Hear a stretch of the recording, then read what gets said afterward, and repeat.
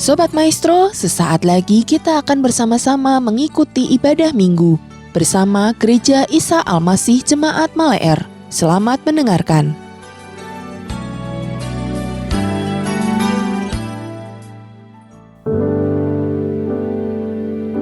Shalom Bapak Ibu Saudara yang dikasihi Tuhan. Hari ini kita kembali akan mendengarkan firman Tuhan yang akan menguatkan dan membangun iman kita semua. Mari sebelumnya kita mau buka hati dan mengarahkannya kepada Tuhan. Kita akan bersama-sama menaikkan sebuah pujian. Tuhan, inilah hidupku. Tuhan, inilah hidupku. Ku serahkan padamu.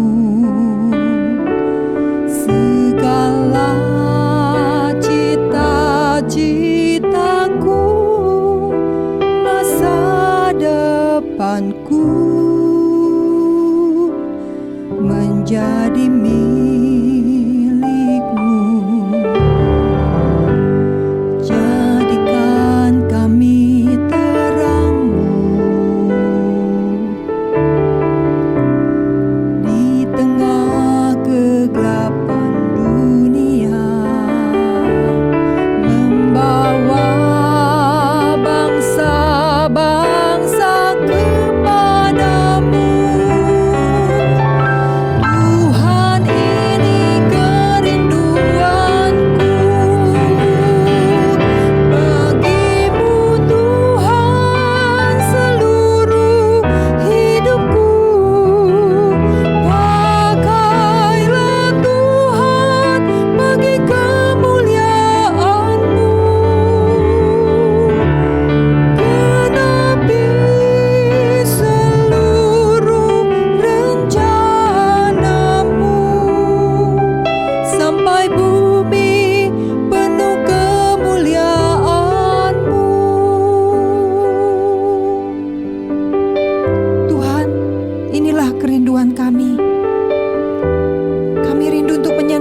Hatimu. Pakailah kami Tuhan untuk menjadi terang-Mu, agar banyak jiwa boleh percaya dan diselamatkan. Amin.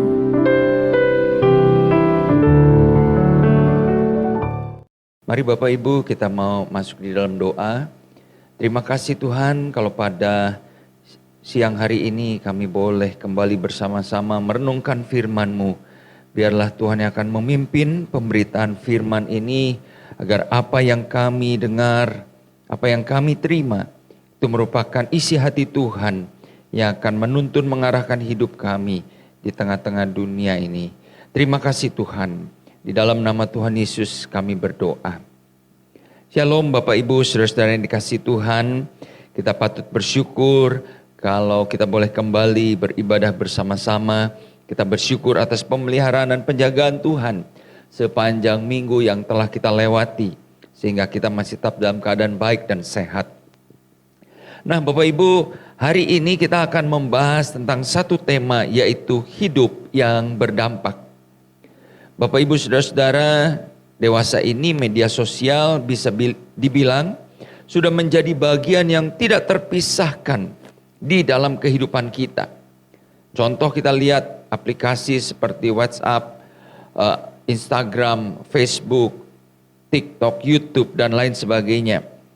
Begitu akrab di dalam kehidupan sehari-hari kita, bukan? Dan melalui media sosial lah, hal-hal yang biasa atau orang-orang biasa bisa menjadi terkenal karena apa yang mereka upload di media sosial dan kemudian menjadi viral atau viral. Sebagai contoh misalnya, di masa lockdown yang lalu ada sebuah minuman yang viral. Ya, apa itu Bapak Ibu? Ya, kopi dalgona. Ya, kenapa kopi dalgona begitu viral? Jawabannya adalah karena ada orang yang pertama-tama mengupload di media sosial, diviralkan kemudian oleh banyak orang.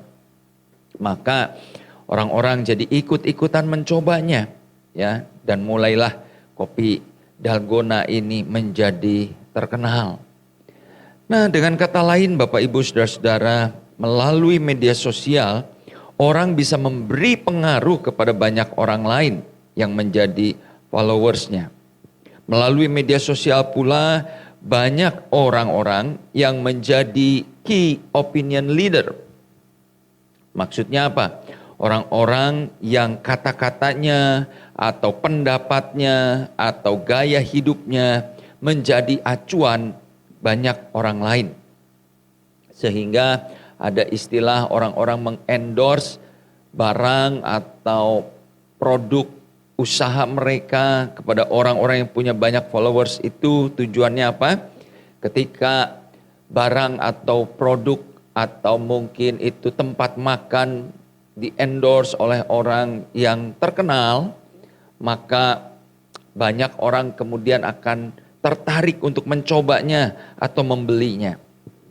Jadi Bapak Ibu Saudara-saudara, kita melihat di sini ya, melalui media sosial ada banyak orang yang membawa pengaruh baik di dalam skala kecil sampai skala global atau mendunia. Istilahnya di media sosial adalah ada yang namanya micro influencers, macro influencers, dan celebrity. Micro influencers mungkin dalam skala kecil ya, dan celebrity itu mungkin orang-orang yang sudah mendunia pengaruhnya ya, atau key opinion leadernya. Nah Bapak Ibu Saudara-saudara, kita sebagai orang percaya dipanggil untuk menjadi orang-orang yang juga membawa pengaruh atau membawa dampak. Sama seperti terang yang mau tidak mau akan menghalau atau melenyapkan kegelapan. Atau seperti garam. Garam ketika ditaburkan dalam sebuah makanan, mau tidak mau pasti akan membawa perubahan rasa. Dan untuk itulah kita dipanggil. Kita akan membaca sebagai dasar firman Tuhan dari Matius pasal yang ke-5 ayat yang ke-13 sampai 16. Di situ dikatakan, kamu adalah garam dunia.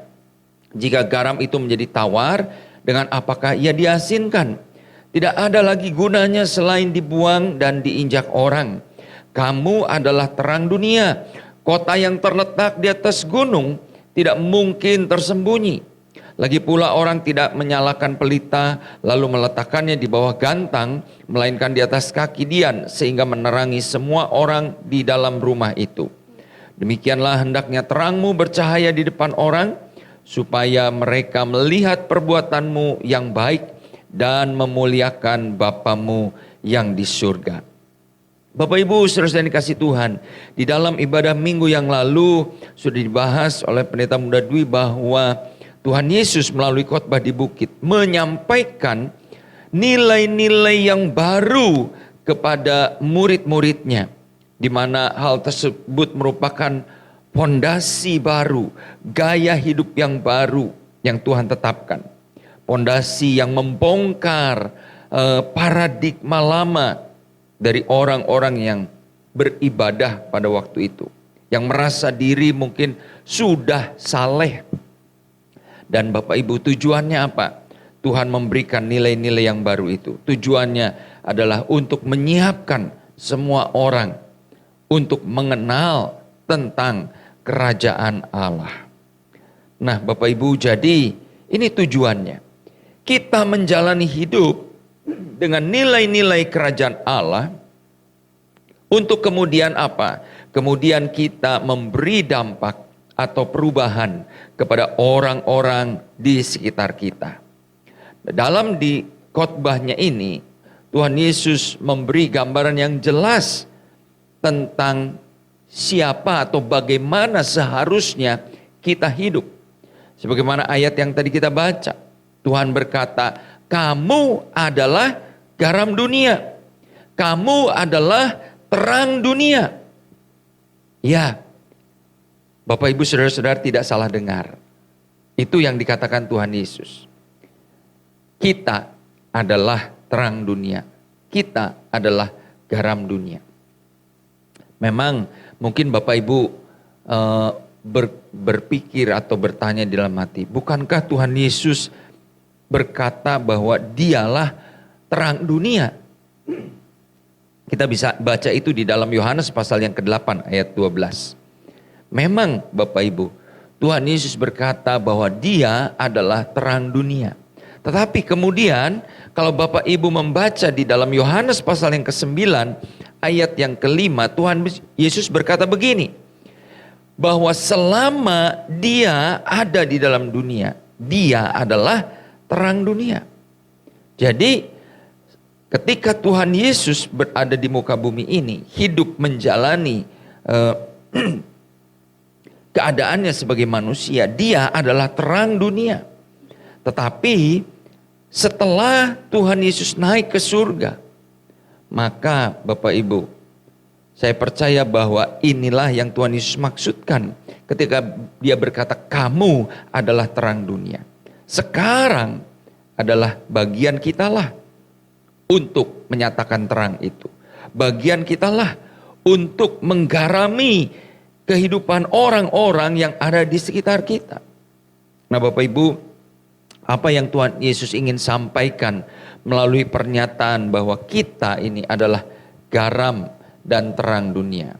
Yang pertama Bapak Ibu, dengan pemahaman ini, dengan ilustrasi ini atau gambaran ini, Tuhan Yesus ingin mengatakan bahwa kita adalah orang-orang yang harus membawa pengaruh yang positif. Bapak Ibu, saya ingin katakan bahwa di media sosial tidak semua yang menjadi influencers atau bahkan selebriti di media sosial itu membawa pengaruh positif. Ya.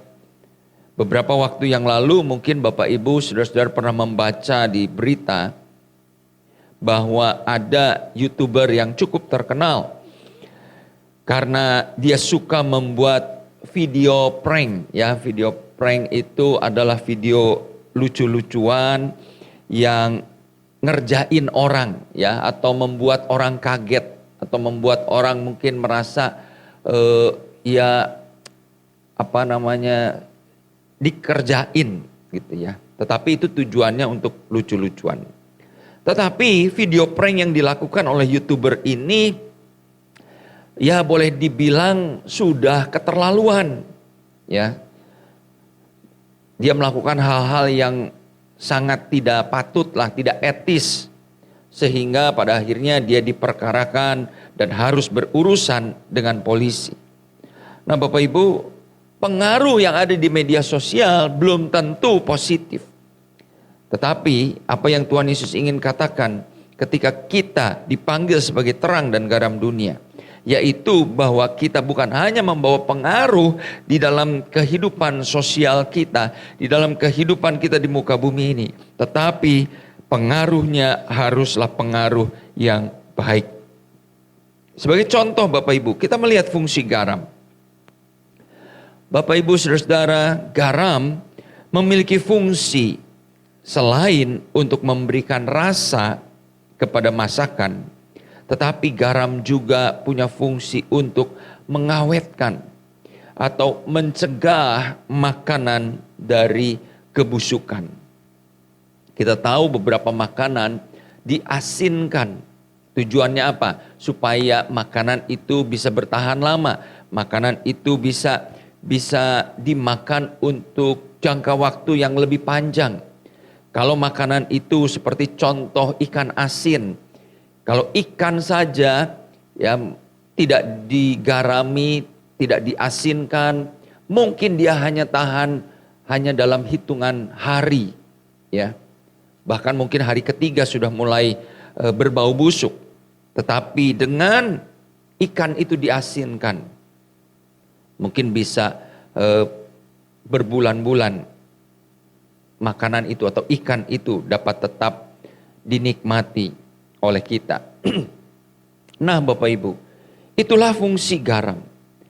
Nah kalau kita adalah garam dunia ini, itu berarti bahwa kita dipanggil bukan hanya memberi pengaruh dalam hal cita rasa yang bisa dilihat oleh orang, tetapi kita juga dipanggil seperti dalam tanda kutip disinfektan moral di tengah-tengah kehidupan dunia ini, di mana kita menemukan terjadi penurunan standar etika, terjadi penurunan standar moralitas di dalam zaman yang jahat ini.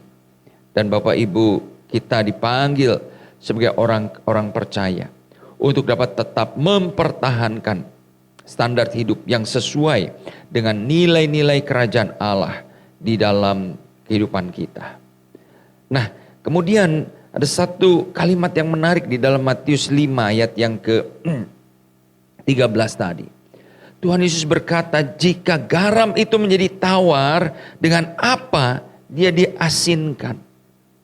Bapak Ibu, Tuhan bilang bahwa ketika garam menjadi tawar, tidak ada lagi gunanya selain dibuang dan diinjak orang.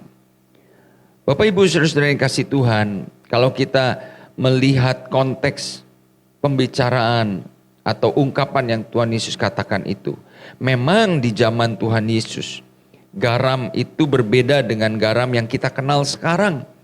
Garam pada masa itu diambil dari rawa-rawa, di mana kalau rasa asinnya sudah hilang, maka yang tertinggal hanyalah kristal-kristal garam yang kotor, yang tidak ada faedahnya. Tetapi Bapak Ibu Saudara-saudara, intinya adalah begini. Adalah kalau saya berpikir entah berbicara dalam konteks zaman Tuhan Yesus, garam zaman Tuhan Yesus, maupun garam dalam zaman sekarang. Saya rasa intinya adalah bahwa kalau yang namanya garam itu menjadi tawar, itu adalah sesuatu yang ganjil, bukan? Ya, aneh rasanya. Kita menemukan ketika kita mencicipi, oh nih silahkan pakai garam. Tapi sudah kita tambahkan garam 1 sendok teh, 2 sendok teh, rasanya nggak berubah, tetap tawar. Maka kita akan berkata, aneh ya ini garam, kita sudah kasih garam tapi nggak ada rasanya. Dengan kata lain bahwa garam yang tidak asin adalah sesuatu yang ganjil. Dengan kata lain, kita bisa berkata begini, kalau hidup kekristenan kita tidak membawa nilai-nilai kerajaan Allah yang memberi dampak positif kepada orang-orang di sekitar kita, maka itu adalah sesuatu kekristenan yang ganjil, kekristenan yang aneh. Nah, Bapak Ibu yang dikasihi Tuhan, saya ingin mengajak kita untuk merenungkan hal ini. Apakah hidup kita selama ini sudah membawa pengaruh positif di tengah-tengah lingkungan kita? Mungkin kita tidak menjadi influencer seperti orang-orang di media sosial. Mungkin kita tidak punya banyak followers. Mungkin orang-orang yang bisa melihat perubahan di dalam kehidupan kita hanya segelintir orang. Mungkin itu keluarga kita. Mungkin itu adalah tetangga-tetangga kita. Tetapi Bapak Ibu, saya percaya dimanapun Tuhan tempatkan kita, Tuhan mau supaya kita bisa membawa pengaruh di lingkungan kita. Orang-orang yang akan melihat, benar ya, beda orang ini. Beda anak Tuhan ini. Ada satu perubahan yang mereka lihat.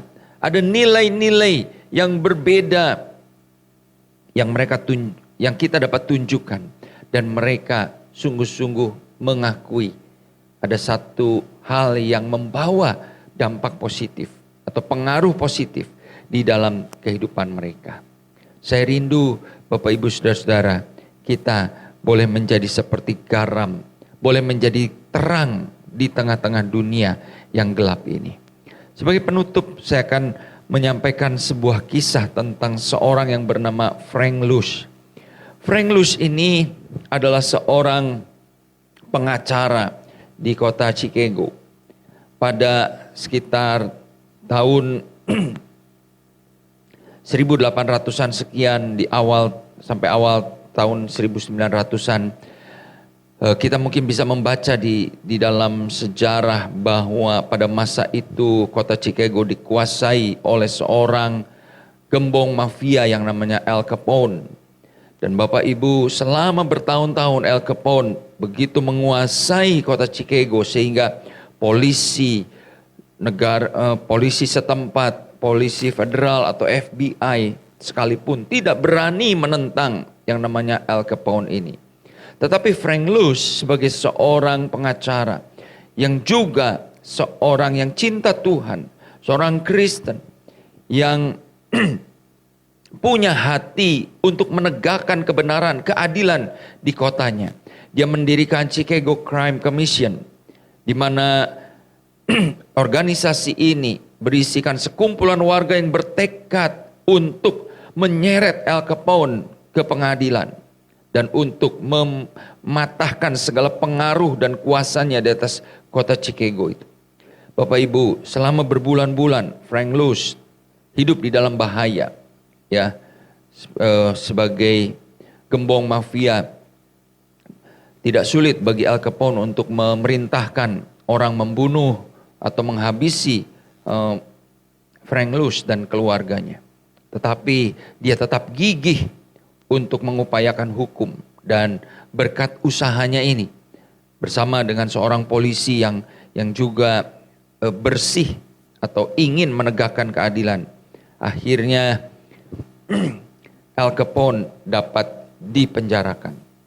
Nah, Bapak Ibu Saudara-saudara, seorang yang sederhana, dikatakan bahwa di gerejanya Frank Luce itu hanyalah seorang kolektan dan usher saja. Tetapi dia punya sikap di dalam kehidupannya, dia harus menunjukkan kehidupan yang benar, yang membawa pengaruh, sehingga pada akhirnya kotanya boleh bersih dari penguasaan gembong mafia pada saat itu. Bapak Ibu Saudara-saudara, apapun profesi kita, apapun pekerjaan kita, kita dapat menjadi berkat ketika kita menyadari kita hidup untuk terus memegang nilai-nilai kerajaan Allah dan kita mengaplikasikannya di dalam kehidupan kita. Itulah cara hidup yang baru yang Tuhan kehendaki. Amin. Bapa di surga, hamba berdoa biarlah kebenaran firman ini boleh kami tangkap Tuhan. Bahwa di dunia ini Tuhan memanggil kami untuk menjadi garam dan terang yang membawa pengaruh dan dampak yang positif bagi kehidupan orang-orang di sekitar kami. Hamba berdoa Tuhan, biarlah kerinduan-Mu ini Tuhan boleh kami tangkap di dalam hidup kami. Dimanapun kami berada, kami boleh menjadi berkat dan membawa pengaruh. Terima kasih Tuhan, di dalam nama Tuhan Yesus kami berdoa. Amin. Demikian Bapak Ibu Saudara ibadah kita hari ini.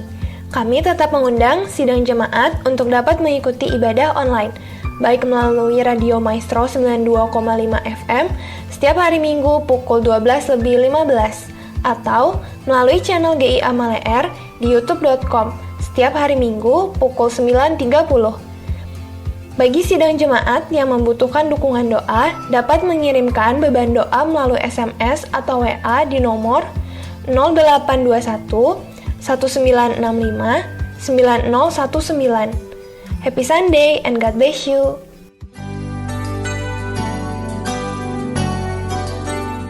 Sobat Maestro, Anda baru saja mendengarkan ibadah minggu bersama Gereja Isa Almasih Jemaat Male-R. Terima kasih atas kebersamaan Anda. Selamat hari Minggu dan Tuhan memberkati.